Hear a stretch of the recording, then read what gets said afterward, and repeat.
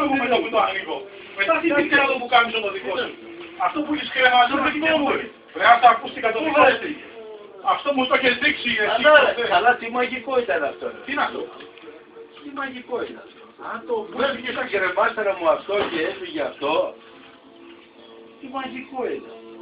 Τι έχεις κάνει ρε Κώστα, τι πουστιές έχεις κάνει. Κάτσε ρε μαλάκα, μπροστά τώρα δεν το πήρε. Δεν το πήρες από τον άνθρωπο. Πούστη είχες κάνει πουστιά, αυτό το που κάνεις τώρα. Τι έκανες ρε πούστη τώρα. Αυτή είναι δικιά σου, δικιά σου είναι. Μου πήρε την πλούζα την καλή. Αυτό δεν πούστη θα το φορέσω, να το βγάλω. Είναι μεγάλο τραλάτι. Ακούς να είναι μέχρι εδώ. Όχι τα πόδια μου ρε μαλάκα μου τα λεπτό. Αυτό μαλάκα τι έστειλε να. Καλά, πού πήγες και το είδες. Στο αυτοκίνητο που θα πάω. Μαλάκα θα πάω κάτω να με δουν οι άλλοι να κάνουν. Σε κουφάλες θα σου γαμίσουν. Να κάνω ρεζίκι. Έχει μείνει ήδη τώρα αυτό. Μαλάκα, το θυμόμουν μόλις είδα το αυτό, λέει το φαντάζομαι. Μαλάκα, δεν μου κάνει μαλάκα, το είναι κοντό. Πού στην τρόμαξε. Μεγάλο είναι. Δεν μου κάνει αυτό, αυτό είναι αδερφιστικό, δεν μου κάνει. Πού θα κυκλοφορήσω εγώ με αυτό, εσύ, στο σπίτι μέσα.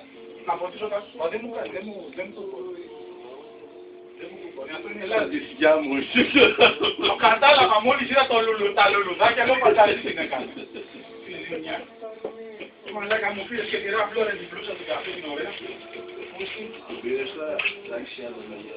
Δεν έχεις πάρει τίποτα άλλο, όχι. Ευχαριστώ. Όχι ρε. Θα το πεις. Θα το πεις τώρα, Αθηναίο τώρα, θα πάρεις τηλέφωνο τώρα. Θα το πεις.